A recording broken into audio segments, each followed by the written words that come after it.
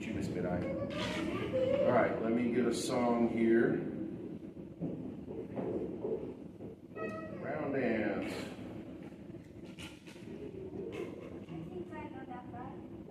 You think you know that vibe? I don't know. We're about to find out, aren't we? What? Oh, the tattoo? Okay, we'll talk about that in a minute.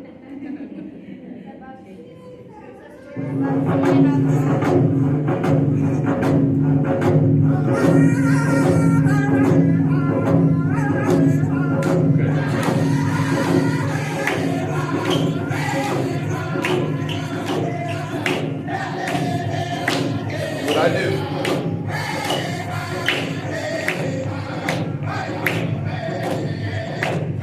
Popeye story.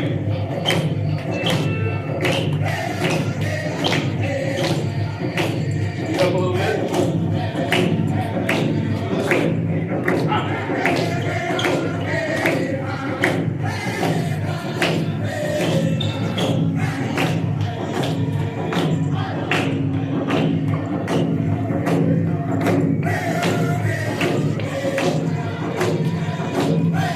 Follow me, follow me. You turn. You dizzy yet? Yeah.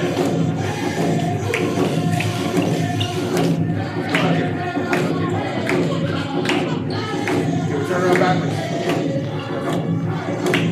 Okay, this is what you're in charge now. You're the snake.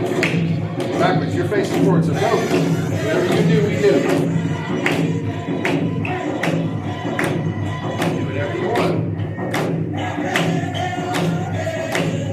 You got to put a little bounce in your step.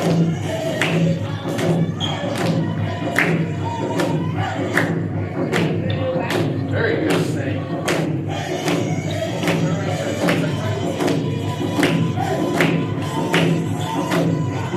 All right, let's stop. Turn it back around. Right.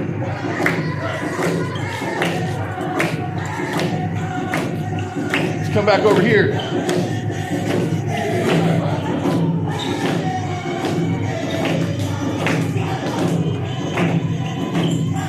All right, give everybody a stop in. Nice job, nice job.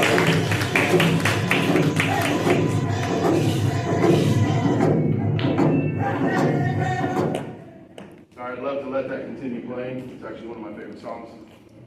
But we got a thing to do.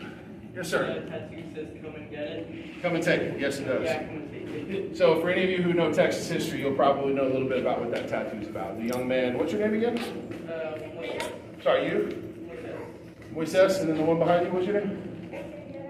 Say it again? Jason. Okay, so y'all both bring it up, so I'll address that. I absolutely love Texas history. I've lived in Texas most of my life. I'm a proud Texan, so when I got this tattoo, it was very much about the history of Texas. I don't know if any of you know the story, but basically it was that the Mexican government was trying to take back armament they had given to the city of Gonzales. Oh no. Anyways, and they were threatening the soldiers at the city of Gonzales with war if the armaments weren't given back to the federal government of Mexico. And in response to that threat, the soldiers at the city of Gonzales basically made a flag that said, come and take it.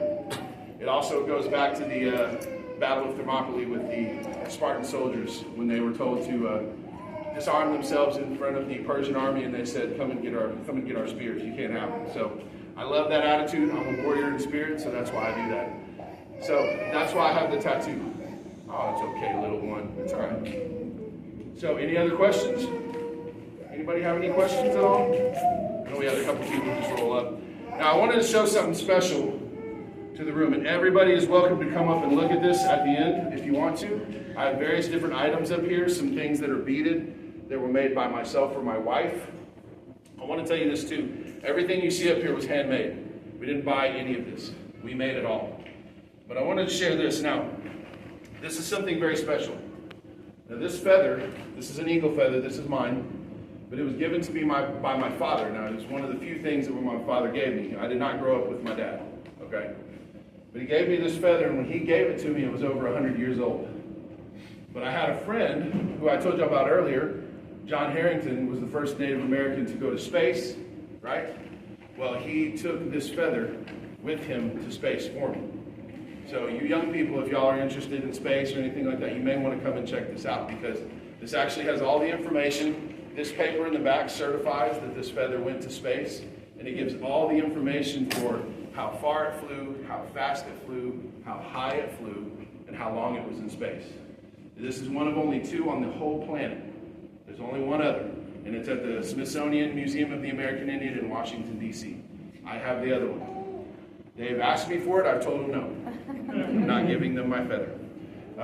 Because I don't trust that I'll ever get it back, number 1. But number 2, just, I don't want to give it up. It's a cool space bed. Huh? It's a cool space bed. It is totally cool. It's super cool. And I may look like an offensive lineman, but I swear I'm a massive space nerd. Like a huge space nerd. Like you would get me more excited. Like I very rarely watch the NFL, but when they've been releasing all this stuff that like about the pictures of the black holes and stuff, like I'm a complete nerd for that stuff. I'll sit and watch that for hours. But you can't talk me into watching a football game. I don't care anything about a football game. So it's just not my thing. If it's your thing, it's cool, but it's not mine. I'm sorry, I'm gonna pull my hair back because I am hot. I'm sweating so much. Now, traditionally, this is actually some beadwork that my daughter did. This is a necklace that I wear a lot of times when I dance. Traditionally, my people did not do beadwork. We used porcupine quills, which is more like what you would see here. This I'm going to actually come around so you can see it a little better. This wheel, that is actually wrapped around a piece of rawhide. Those quills are the sharp ones that a porcupine might stab you with to defend itself. We would actually dye them different colors and flatten them out and weave them around the base. And that's what you end up with, designs like that. This is a more modern beadwork style. This was not something people in the United States, Native people, started doing until the 1700s. Quill work has been around for thousands of years. In fact, there are some samples at the Museum of the American Indian that are over 2,000 years old. And they're still in one piece, strangely. I don't know how that's possible. And like I said, as we are people of tradition, this is a medicine bag I made almost 25 years ago. And there's a few things in it. I'm not allowed to speak about what's in it because it's sacred and private only to my family. But these things are meant to be sealed in here forever. This is how we maintain memories, things like this. So this symbol on the bag is important to me, and it reminds me what's in the bag. Okay, so it's kind of like there's a tradition for is it Dia de los Muertos? Is that how you say it? Yeah. Where y'all put out a table with the pictures, ofrenda, right? Is that the pictures of the favorite food of the person that put the picture? But that's the proper ofrenda? Okay. So this is kind of like that. This may have a symbol on it. This may have what's very common among some Native people is when a member of their family passes, they will cut a portion of their hair and put it in a bag to keep it. That's not what we have here, but that's what they'll do. And so the symbol on the outside reminds them of what's in the bag, and it's a way of keeping their memory alive, similar to an ofrenda, very similar. Native people didn't have the capacity to make pictures, so we did things like this. We made our own pictures. This is actually a belt that my wife made for my youngest daughter when she was going to dance. Her name was Sparrow, and so when she made the little blue bird on there. This is actually, you can see it's pretty intricate beadwork. And all of those beads are very, very tiny. So you can see it's really, really beautiful.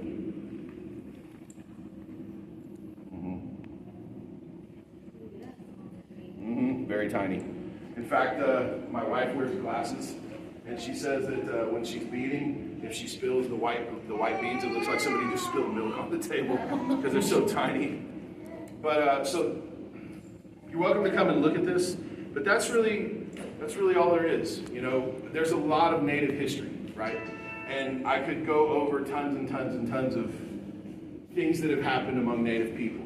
And if I was like a lot of other people that do Native presentations, I could focus on the really bad stuff, because there's a lot of really bad stuff. But there's a lot of really good stuff. And I think it's important that we focus on what's really good. Yeah. That we focus on those things that are positive, because that to me is the only way we're going to get from where we are to where we need to be. Okay? so that's why I tell the young people, no matter what circumstance you find yourself in, you can find your way into a place of success. Yes, you. That's right. He's like, oh man, he's big. I'm out of here. You should see when I'm fully dressed, because I wear paint and my whole entire outfit, and I have this big hat that I wear that's covered in feathers, and all the kids freak. Like, little kids will literally run the other direction. And I just have to like wait, and just let them know that I'm not going to hurt them, but they freak out completely. So it's kind of funny sometimes, because they'll bring their kid up and they're like, you want to take a picture? And I'm like, they're not going to want to take it. No, it's okay. They're not going to want to take a picture. And the kid sees me like, anyway. But I appreciate you guys for sitting through this and listening to me ramble. If you have any questions, I can answer them. You can either come up and ask them up here, or you can ask them in front of the group. Yes, sir. That's right. Thank you. The memory of the youth. To be young and remember things. Yes, I was going to talk about Thanksgiving, and that's part of the reason why I said what I said. There's a lot of Native people, including a couple of my children, who have chosen not to really celebrate Thanksgiving, okay? And I understand. I get it. There is some bad history there. But what I like to focus on Thanksgiving is, and I'm going to kind of summarize this in the backstory. I have a handwritten letter that my grandfather wrote to the Bureau of Indian Affairs back in the late 60s. He was asking to see if there was any scholarships or any loans that the Bureau of Indian Affairs offered for Native students to go to college, because, coming back at you, boy.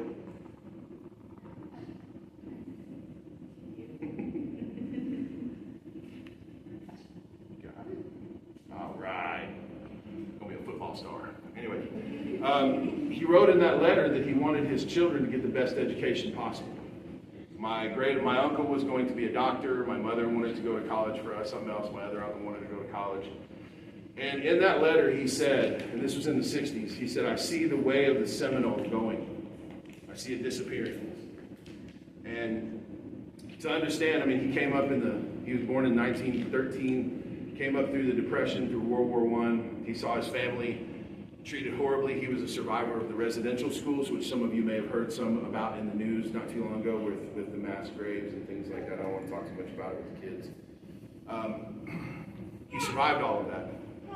So in the 60s, he felt like the way of the Seminoles was going away, the way of our people, that the language was dying, the traditions were dying. But two things he did to guarantee that didn't become fact, that it just was the present condition, it didn't have to be the future. One, in 1979, he made an audio recording that I can actually share with you if you like. He made an audio recording of some of our people's language and some of the history, the story of my family coming up on the Trail of Tears. It's the one audio recording I have of him. It is the most valuable possession, earthly, natural possession that I have. I would give everything I have to keep that one thing.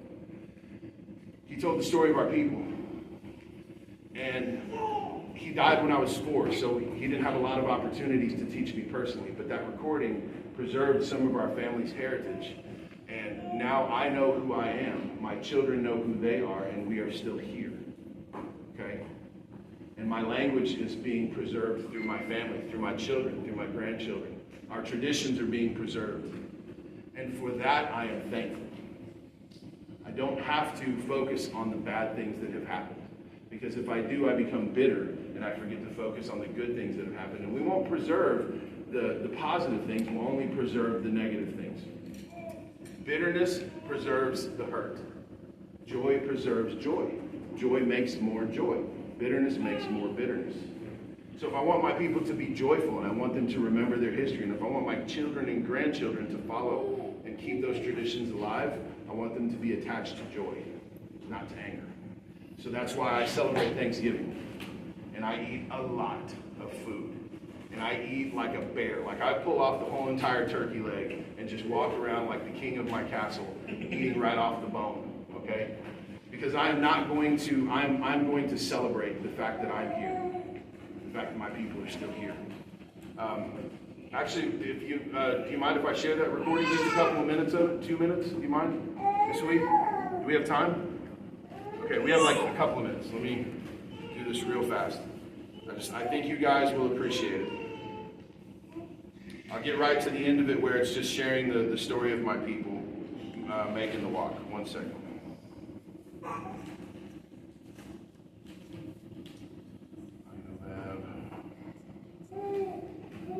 One second, I'm sorry, give me just 1 second here.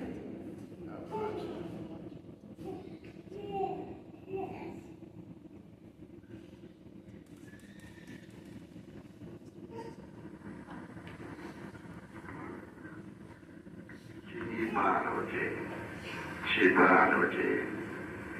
That's the youngest son in the family, or a little boy. Bodoji. It's the youngest girl in the family, or a little girl. I'm going to pause this and fast forward a little bit. Now remember, this was after years and years of being told his language was illegal. So he doesn't remember everything. Now when you get on the phone with his brothers and they talk, they'd get into it and just start rambling off and you wouldn't understand a word. But when he was just called to ask this to memory, he had to kind of think about it a little bit. So let me see if this is... To stay out of the south or the north, the soldiers of command or Shawnee, Oklahoma.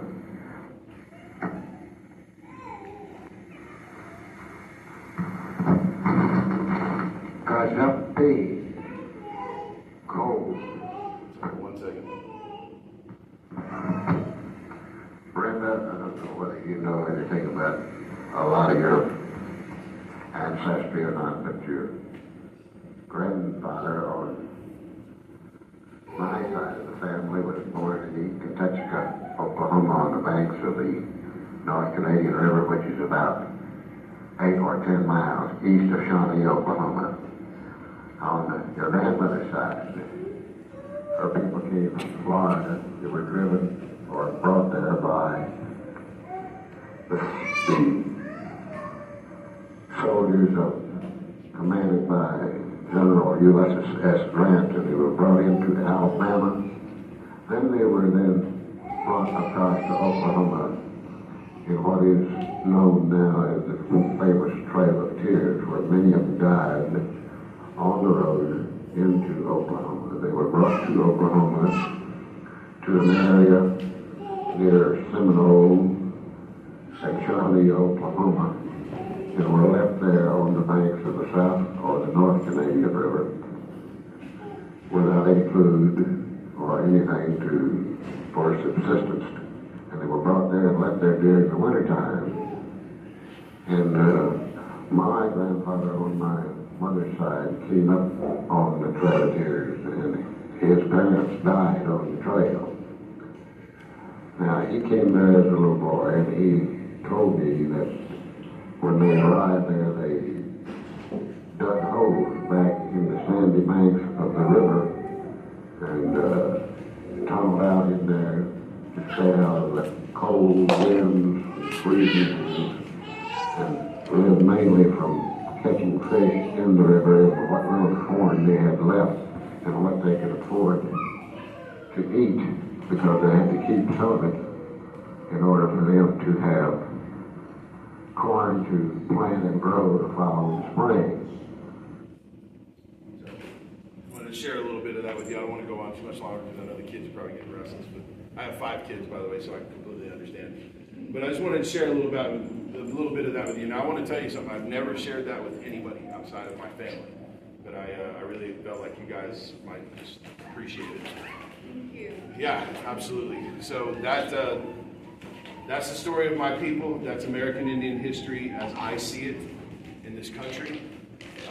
You guys who are different, you all different shades of different colors, you come from different origins and ethnicities. I want to encourage you to find out what your roots are. Know who you are. It's important. It's really important. It may not seem like it, but it is, because there are people in your history who might have likely died or fought very hard for you to be here. And you want to know who those people are, and you want to give them honor. You want to remember their fighting spirit, because that fighting spirit lives in you. Their blood is in your veins. So in times when you find yourself overwhelmed by circumstances or hardship, you can look back on their stories of courage and you can pull yourself forward. You can be propelled forward by your ancestors, by the people who came before you. So that's it. I'm done. I appreciate you guys coming. It has been a pleasure visiting with you guys. Your kids are fantastic. They're actually really well behaved. I mean, really like great kids. Everybody's welcome to come and take a look at stuff. I would ask that none of you touch anything, please. Not because I'm worried about the kids breaking it or anything, but just because some of this stuff is really old. But you can come and look at some of the different beadwork my family's done, and you can ask any questions you want. So I'm right here. Thank you, guys.